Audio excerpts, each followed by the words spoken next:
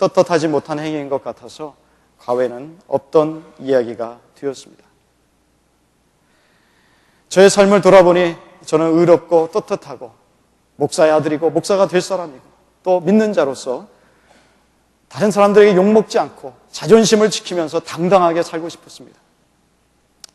부끄러운 행동을 하고 싶지 않았습니다. 남들이 손가락질 하는 그런 짓은 절대로 하고 싶지 않았습니다.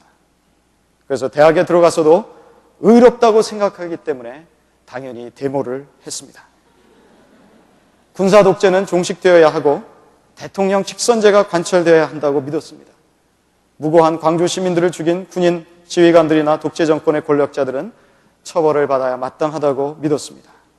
그래서 대학교 1학년 때 제가 데모하다가 이 직격탄에 맞아가지고 다리를 맞아서 불구가 될 뻔했습니다. 한 달 동안 병원을 전전했는데 낫지가 않는 거예요. 결국 어느 권사님 기도로 다리가 나았습니다. 그 다리 낳고 축구할 수 있다는 것이 얼마나 감사했는지. 권력을 죽이고 국민을 죽이고 권력을 거머쥔 독재자를 위해서 축복 기도나 해주는 목사는 역겹다고 생각했습니다.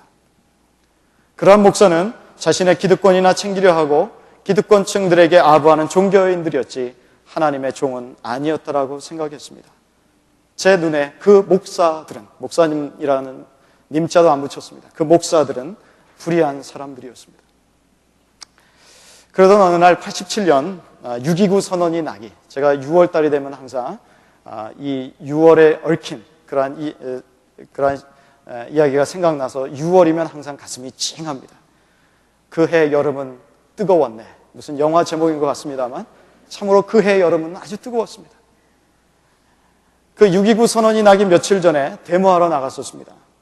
그런데 그날은 사복경찰에게 붙잡히고 말았습니다. 그때 제 한 손에는 여름성경학교 교사 강습회 교재가 들려 있었습니다. 이 데모 끝나고 나면은 여름성경학교 교사 강습회에 가리라 하고 또 한편으로는 나를 붙잡으면 나는 선량한 기독교인이요 라고 내세우려고 딱 그걸 손에 쥐고 있었습니다.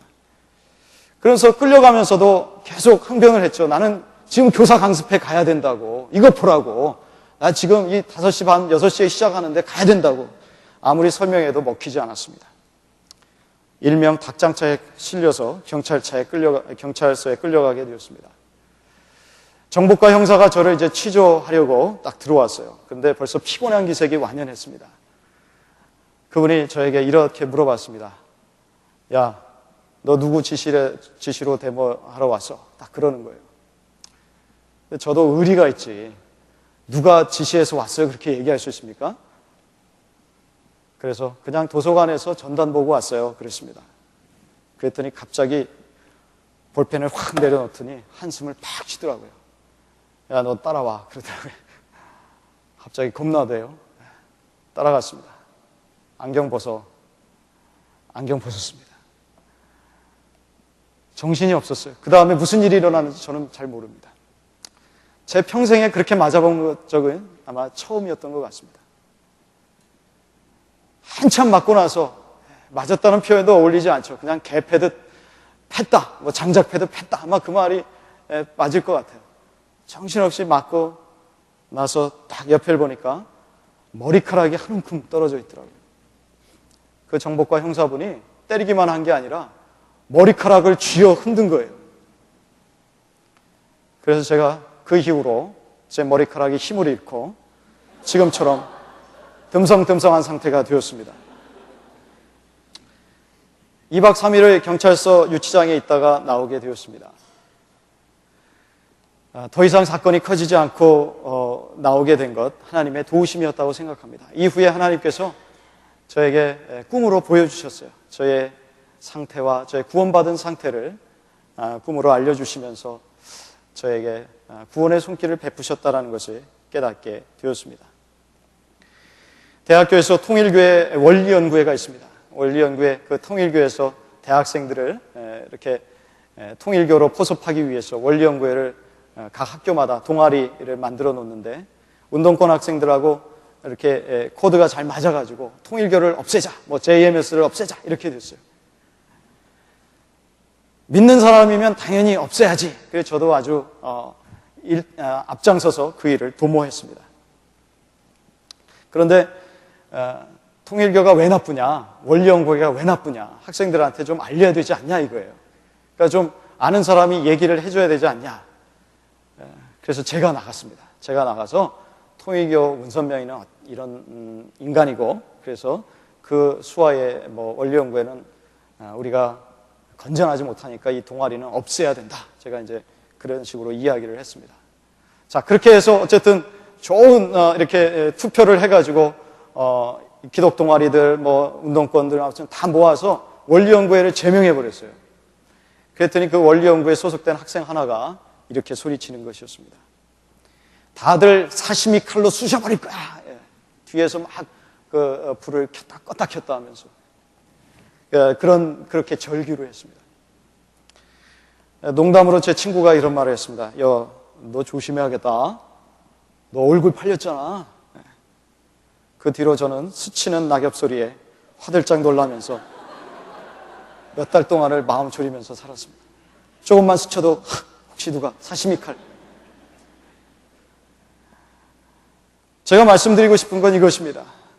저는 바르게 살고 싶었습니다. 의롭게 살고 싶었습니다. 진리라고 여겨지면 내가 손해가 나더라도 해야 된다고 생각했습니다. 믿는 사람이면 당연히 이렇게 살아야 되지 않는가. 그러나 저는 성숙하지 못해서 나와 신앙생활의 모습이 다른 사람, 나와 생각이 다른 사람들에 대해서도 비판을 많이 했던 사람입니다. 그들을 포용하지 못했습니다. 남들도 나처럼 살아야 된다고 생각했습니다. 그만큼 자기의가 강했었습니다. 마음이 좁아서 포용과 관용의 마음이 너무 약했습니다. 그러던 제가 1990년 10월에 전방에 진지공사를 가게 되었습니다.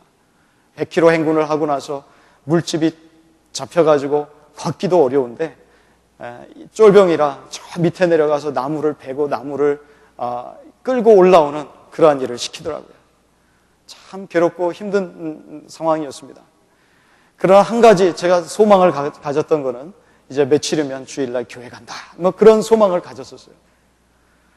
훈련소에 있을 때도 수요일날도 교회를 보내줬거든요. 그러니까 당연히 주일날 보내주겠지.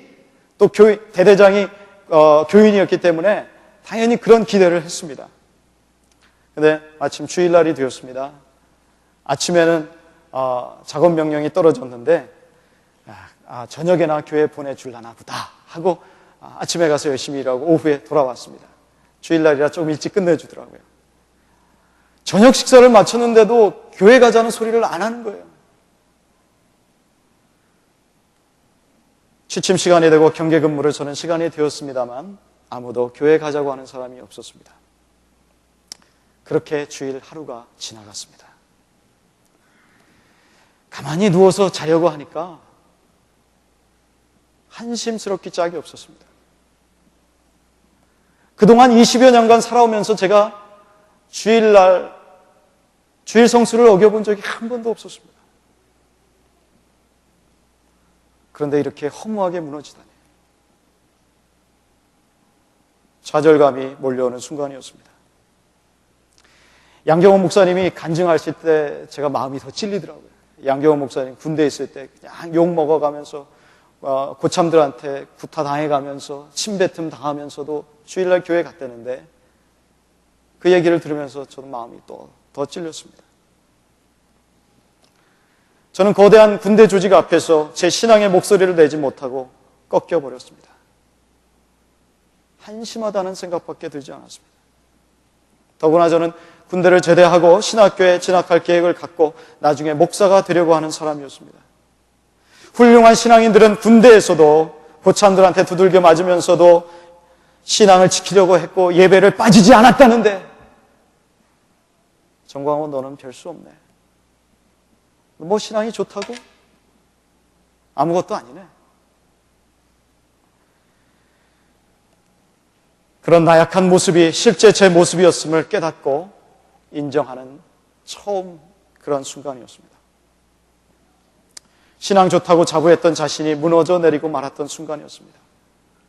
의롭게 살았다고 자부했던 제가 그래도 남들 앞에서 모범적인 신앙생활을 하면서 살았다고 위안을 삼았던 제가 다른 형제 자매들을 우습게 봤던 제가